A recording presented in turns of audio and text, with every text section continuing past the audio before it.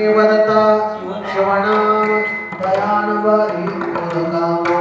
जो भगवान शंकराच्या नामाचं स्मरण करतो, वाचन शिवनाम स्मरण करतो, शिवनाम शीतळमुखी सेविपा कापडी आहे. भगवान शंकराचे नामस्मरण जो जो करतो त्या ठिकाणी त्याचे सगळे काम क्रोध नाहीसे होतात.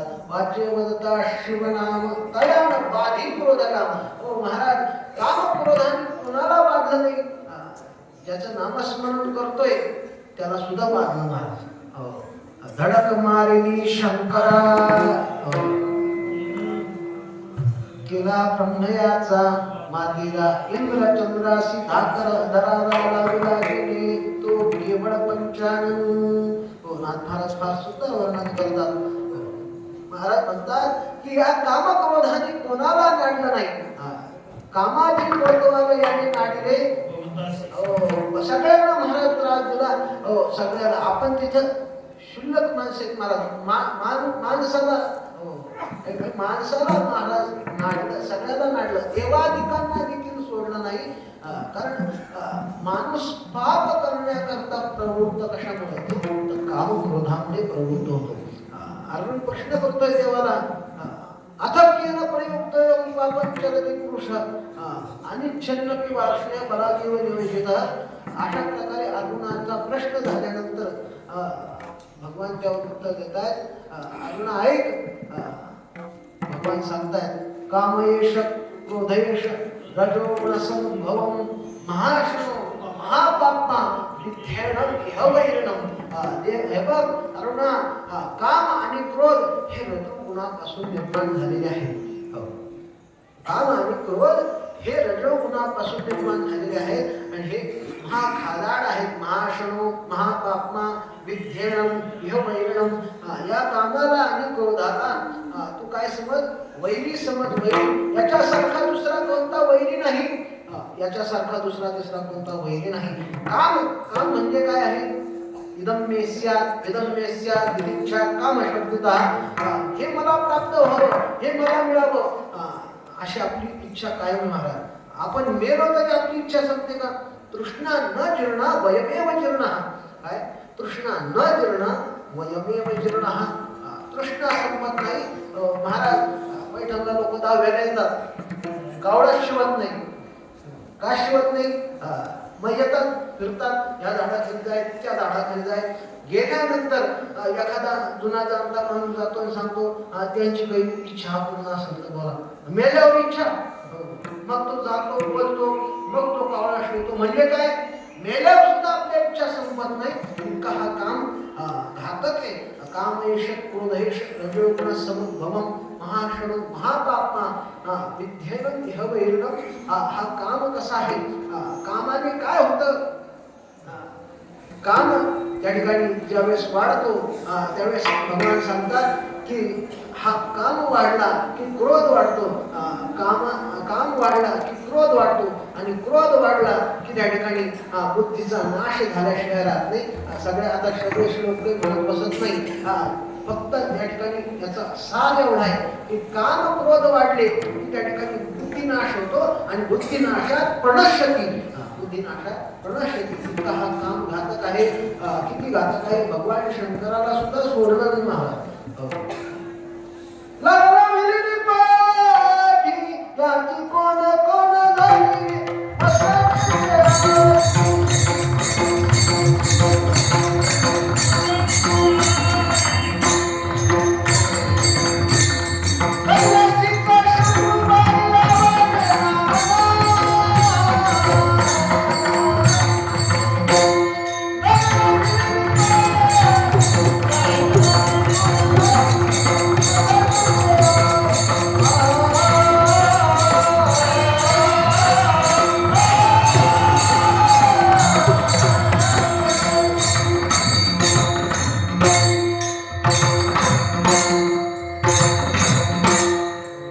कैलासीचा शंभू पायावरे ना मना.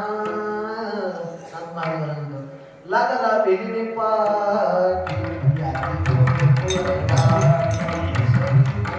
भगवान मला सांगायचं एवढं, देवादिकांना देखील या कामक्रोधाने त्रास दिला, एवढा हा कामक्रोध वाईट आहे. नाही महात्मा असू द्या, विद्वान असू द्या, सगळ्याला एक 5-10 मिनिटात आपण सेवा आटोपून घेऊ. मला एवढंच आता सांगायचं, कामक्रोधावर बोलू आणि शेवट करू. महाराज किती विद्वान असू द्या, किती साधू असू द्या, त्याला छळल्याशिवाय राहत नाही. विद्वान सपिकर्षती, जन्मेजयाचे ऋषी आणि व्यास महर्षीची कथा आहे. काय करा, शेवट करायचं ना? हा म्हणजे कसं मला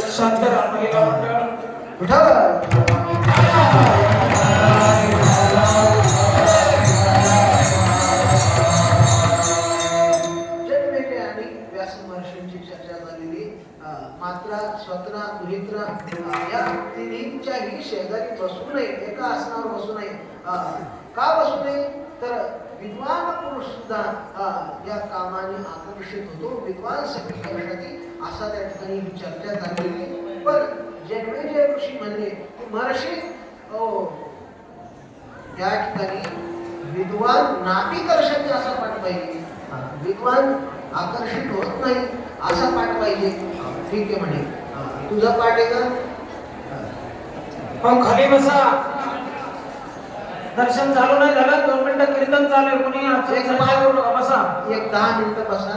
बस झालं माझं, आता संपत आलं. एक 5 मिनिटं बसा.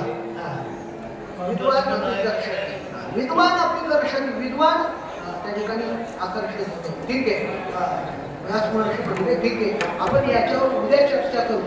व्यास महर्षी रात्री त्या ठिकाणी एक स्त्री त्या आश्रमाच्या शेजारी आली. आल्यानंतर पाऊस चालू होता. पाऊस चालू असल्यामुळे झाला काय बघा,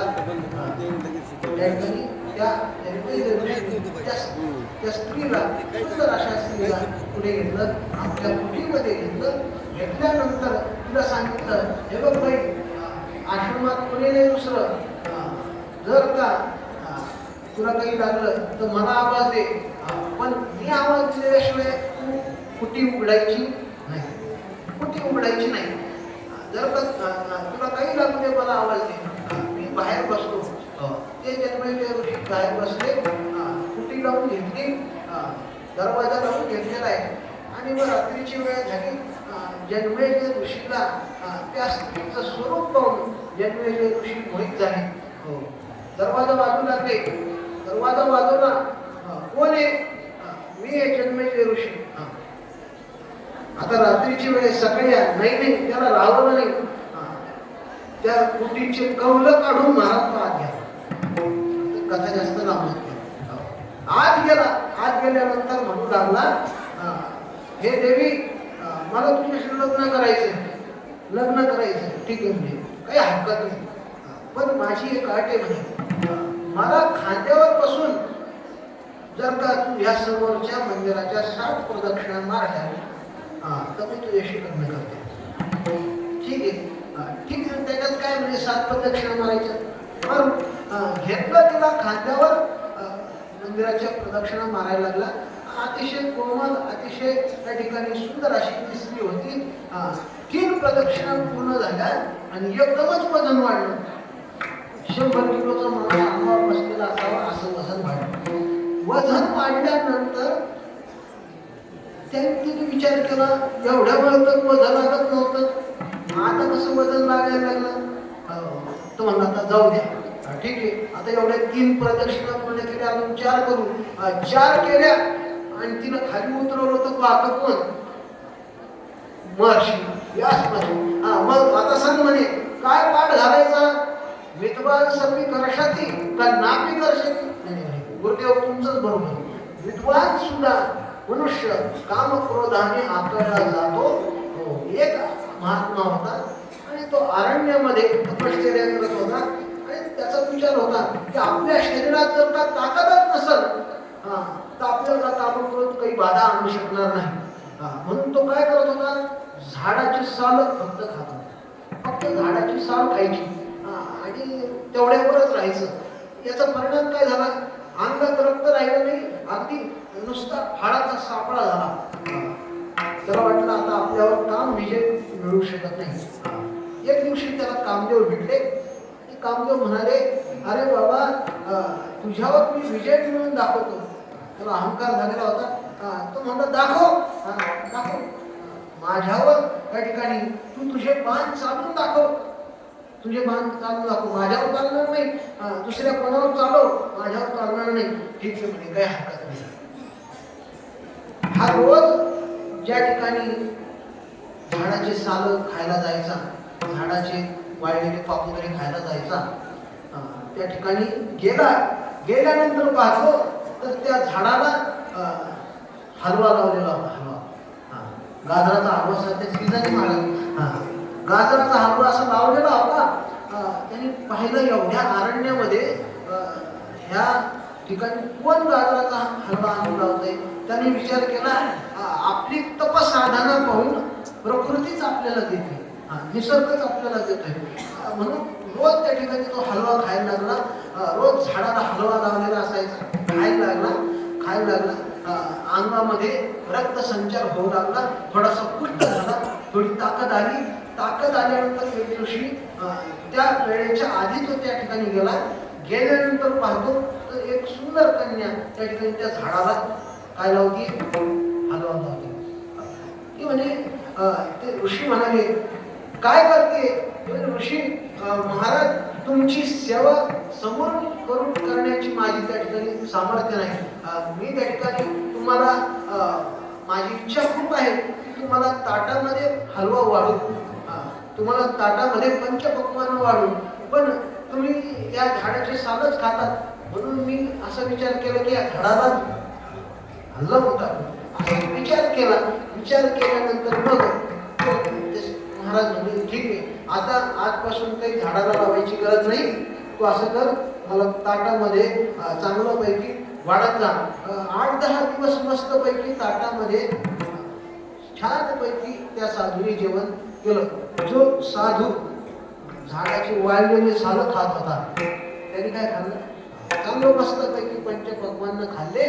खाल्ल्यानंतर महाराज अंगामध्ये ताकद वाढली आणि वाढल्यानंतर त्या ठिकाणी त्याला वाटलं आता आपण लग्न करावं.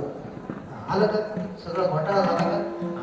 त्याला वाटलं लग्न करावं. ठीक आहे, त्यांनी स्वतःची इच्छा त्या स्त्रीला बोलून दाखवली.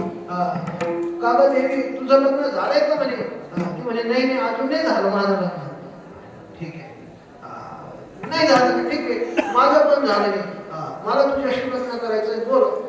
ती म्हणे, ठीक आहे महाराज, माझ्याशी लग्न करायचंय, तयार आहे म्हणे, पण एक अट आहे म्हणे, माझ्या आईची अट आहे. आईची काय अट आहे म्हणजे, माझ्याशी ज्याला सुद्धा लग्न करायचं असेल त्याला स्वतःचं तोंड काळं करावं लागेल आणि काळं करून मला पाठीवर बसवून रांगत माझ्या आईकडे जावं. तो म्हणा, ठीक आहे, चला लग्न होत आहे आपलं. केलं महाराज तोंड काळं, बसवलं तुला पाठीवर, रांगत गेला, गावाच्या बाहेर आला. आल्यानंतर समोर कामदेव महाराज उभे. करे म्हणे, तू काय म्हणला होता, माझ्यावर विजय मिळून दाखव, घे. अरे एकच बाण चालवलं म्हणे, 3 बाण चालवले असते ना तू राहिला नसता. अशी सगळी या कामाची गोष्ट आहे. कामाची कोतवाली आणि नाडेले बहुतांशी. कामाला कोतवाल म्हणते आणि क्रोधाला फौजदार म्हणते. जो भगवान शंकराचं नामस्मरण करतो त्याला क्रोधात बाधत नाही. कामक्रोधात त्या ठिकाणी नाही चाली, त्या ठिकाणी कामक्रोध त्या ठिकाणी चालत नाही महाराज. आणि मग वाचे वदता शिवनाम तयानवादी क्रोधकाम. पुढे नारळा संघात धर्म, अर्थ, काम आणि मोक्ष अशी 4ही पुरुषार्थ. धर्म, अर्थ, काम आणि मोक्ष हे चतुर्विध पुरुषार्थ भगवान शंकराच्या दर्शनाने प्राप्त होतात. म्हणून भगवान शंकराचं दर्शन आपण केलं पाहिजे. धर्म कशाला म्हणावं, अर्थ कशाला म्हणावं, काम कशाला म्हणावं, आणि मोक्ष कशाला म्हणावं, या सगळ्याचा विचार आहे. आता आपल्याला त्याकरता वेळ राहिलेला नाही. म्हणून यथापती यथावकाश आपण अभंगाचा भाव पाहिला. एकदा सगळ्यांनी प्रेमाने भजन करा.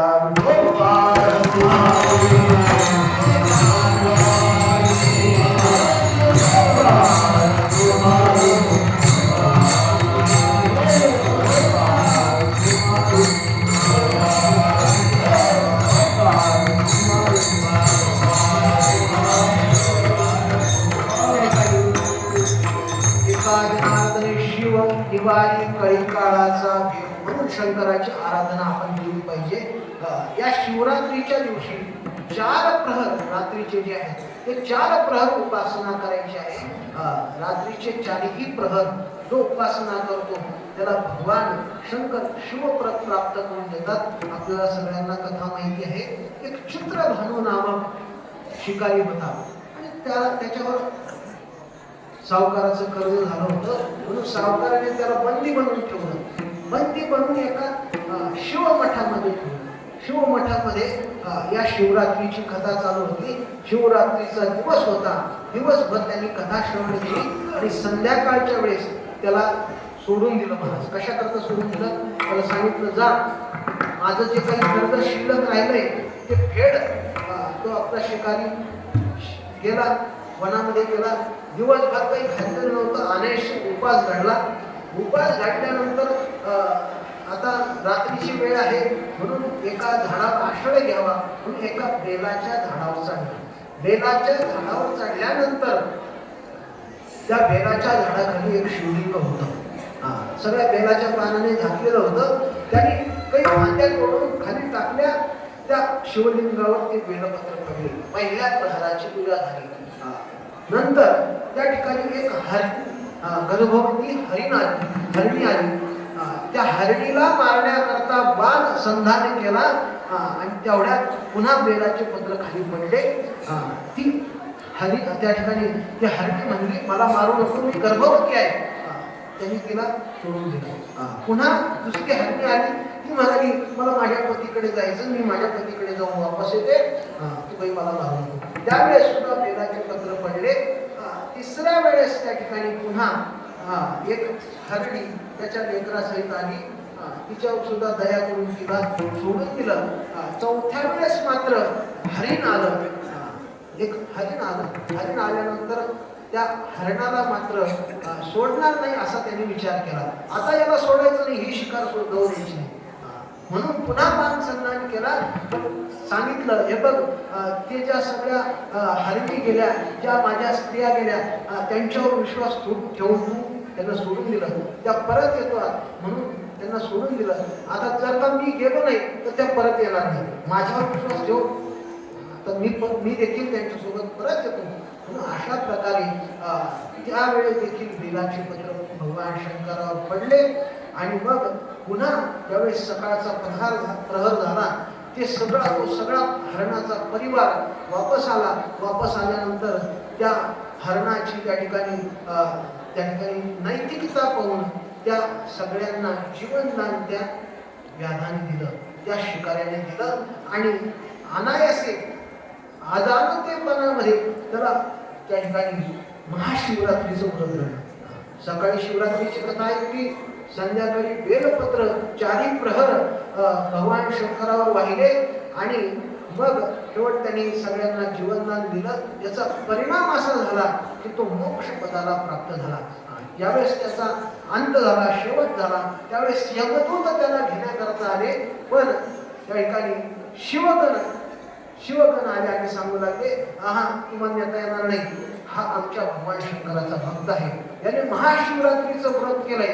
जर का अजाणतेपणामध्ये त्यांनी व्रत केलं तर त्याला एवढं फळ लाभलं. आपण जाणतेपणामध्ये आपण जाणून या व्रताचं महात्म्य जाणून जर का आपण त्या ठिकाणी हे व्रत केलं तर निश्चित आपल्याला फार मोठं फळ प्राप्त झाल्याशिवाय राहणार नाही. म्हणून या वैष्णवामध्ये शिरोमणी कोण असतील तर ते भगवान शंकर आहेत. एका जनार्दनी वैष्णव शिरोमणी महादेव. एका जनार्दनी वैष्णवाने असं समजू नये की भगवान शंकर आपले नाही. भगवान शंकर हे वैष्णवांचे शिरोमणी आहेत. हा सगळा भक्तीचा सोहळा भगवान शंकराने दाखवलेला आहे. म्हणून भगवान शंकराची उपासना केली की भगवान विष्णू प्राप्त होत असतात. भगवान शंकराची उपासना केली की विष्णूची भक्ती आपोआप प्राप्त होते.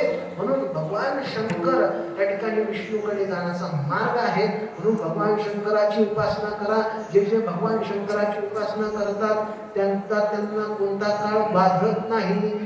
एका जनार्दनी शिव देवा कळी काळाचा एकदा प्रेमाने भजन करा. भानुदास एक नाथ